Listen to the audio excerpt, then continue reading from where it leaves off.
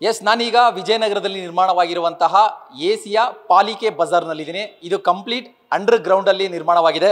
ನೀವು ನೋಡ್ತಾ ಇರ್ಬೋದು, ರಸ್ತೆಯಿಂದ ಒಳಗಡೆ ಅಂತ ಹೇಳಿದ್ರೆ ಕಂಪ್ಲೀಟ್ ಇದು ಅಂಡರ್ ಗ್ರೌಂಡಲ್ಲಿ ನಿರ್ಮಾಣವಾಗಿರುವಂತಹ ಪಾಲಿಕೆ ಬಜಾರ್. ಆಗಲೇ ಹೇಳದಂತೆ ಇದು ದಕ್ಷಿಣ ಭಾರತದಲ್ಲೇ ಮೊಟ್ಟ ಮೊದಲನೆಯ ಪಾಲಿಕೆ ಬಜಾರ್ ಅಂಡರ್ ಗ್ರೌಂಡ್ನಲ್ಲಿ ನಿರ್ಮಾಣವಾಗಿರೋದು. ದೆಹಲಿಯಲ್ಲಿ ಈ ರೀತಿಯಾದ ಒಂದು ಪಾಲಿಕೆ ಬಜಾರ್ ಇದೆ.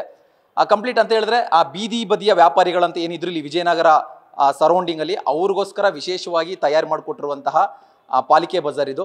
ಇಲ್ಲಿ ಎಲ್ಲ ರೀತಿಯಾದ ಮಳಿಗೆಗಳು ಸಿಗುತ್ತೆ ಅಂತ ಹೇಳಿದ್ರೆ ಬೀದಿ ಬದಿ ಏನು ವ್ಯಾಪಾರ ಮಾಡ್ತಾ ಇದ್ರು, ಗಂಧಿ ಅಂಗಡಿ, ತರಕಾರಿ ಅಂಗಡಿ, ಹೂವು ಹಣ್ಣು, ಎಲೆಕ್ಟ್ರಿಕ್ ಐಟಮ್ಸು, ಈ ರೀತಿ ಏನು ಬೀದಿ ಬದಿ ವ್ಯಾಪಾರಗಳು ಮಾಡ್ತಾ ಇದ್ರು ಅಂಥವ್ರಿಗೋಸ್ಕರನೇ ವಿಶೇಷವಾಗಿ ಈ ಒಂದು ಬಜಾರ್ನ ನಿರ್ಮಾಣ ಮಾಡಿದ್ದಾರೆ.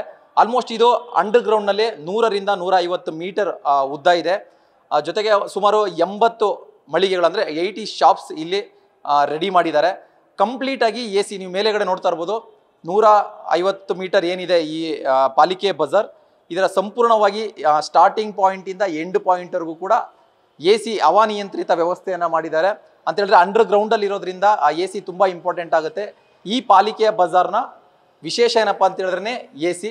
ಜೊತೆಗೆ ಪ್ರವೇಶಗಳು ಕೂಡ 3-4 ಕಡೆ ಪ್ರವೇಶ ಇದೆ ಅಂತ ಹೇಳಿದ್ರೆ ಸ್ಟಾರ್ಟಿಂಗ್ ಪಾಯಿಂಟ್ ಏನಿರುತ್ತೆ ಅದೊಂದು ಕಡೆ, ಮತ್ತೆ ಎಂಡಿಂಗ್ ಪಾಯಿಂಟ್ ಆ ಕಡೆ ಕೂಡ ಎಂಟ್ರೆನ್ಸ್ ಇರುತ್ತೆ. ಜೊತೆಗೆ ಇಲ್ಲಿ ಗೋವಿಂದರಾಜನಗರದಿಂದ ವಿಜಯನಗರ ಕಡೆ ಬರುವಂಥವ್ರಿಗೆ ಕೂಡ ಒಂದು ಸಬ್ವೆ ಇತ್ತು. ಈ ಸಬ್ವೆ ಸಮರ್ಪಕವಾಗಿ ಬಳಕೆ ಆಗ್ತಾ ಇರಲಿಲ್ಲ. ಈ ಪಾಲಿಕೆ ಬಜಾರ್ನಿಂದ ಈ ಪಾಲಿಕೆ ಬಜಾರ್ಗೋಸ್ಕರ ಈ ಸಬ್ವೆನ ಕೂಡ ವ್ಯವಸ್ಥಿತವಾಗಿ ರೆಡಿ ಮಾಡಿದ್ದಾರೆ.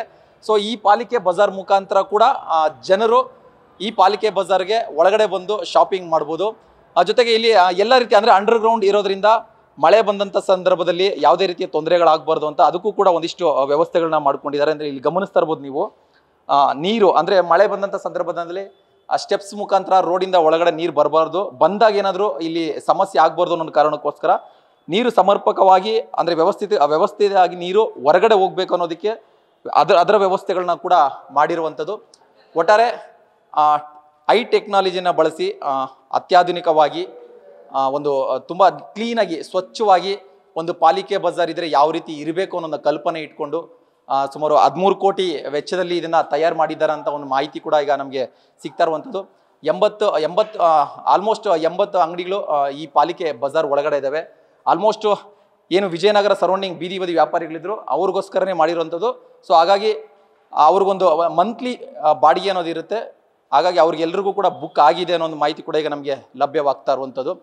ಎಸ್ಕಲೇಟರ್ 2 ಸೈಡ್ ಇದೆ, ಜೊತೆಗೆ ಸಬ್ವೆ ಇದೆ, ಅದ್ರ ಮುಖಾಂತರ ಕೂಡ ಒಳಗಡೆ ಬರ್ಬೋದು. ಜೊತೆಗೆ ಇಲ್ಲಿ ಲಿಫ್ಟ್ ಕೂಡ ಇದೆ, ನೀವು ನೋಡ್ತಾ ಇರ್ಬೋದು. ಅಂತ ಹೇಳಿದ್ರೆ ಲಿಫ್ಟ್ ಮುಖಾಂತರ ಕೂಡ ಅಂಡರ್ ಗ್ರೌಂಡ್ಗೆ ಬಂದು ಇಲ್ಲಿ ಪಾಲಿಕೆ ಬಜಾರ್ ಎಂಟ್ರಿ ಆಗ್ಬೋದು. ಒಟ್ಟಾರೆ ತುಂಬ ಕ್ಲೀನಾಗಿ, ತುಂಬ ಸ್ವಚ್ಛವಾಗಿ, ತುಂಬ ಹೈಟೆಕ್ ಆಗಿ ಈ ಪಾಲಿಕೆ ಬಜಾರ್ ನಿರ್ಮಾಣವಾಗಿದೆ. ಭಾನುವಾರ ಖುದ್ದು CM ಸಿದ್ದರಾಮಯ್ಯ ಅವರೇ ಇದನ್ನು ಉದ್ಘಾಟನೆ ಮಾಡ್ತಾ ಇದ್ದಾರೆ. ಭಾನುವಾರದ ನಂತರ ಇದು ಸಾರ್ವಜನಿಕರ ಬಳಕೆಗೆ ಸಿಗ್ತಾ ಇದೆ. ಕ್ಯಾಮರಾ ಪರ್ಸನ್ ಚಂದ್ರೇಶ್ ಜೊತೆ ಭರತ್ ಕೃಷ್ಣಪ್ಪ, ನ್ಯೂಸ್ ಫಸ್ಟ್, ಬೆಂಗಳೂರು.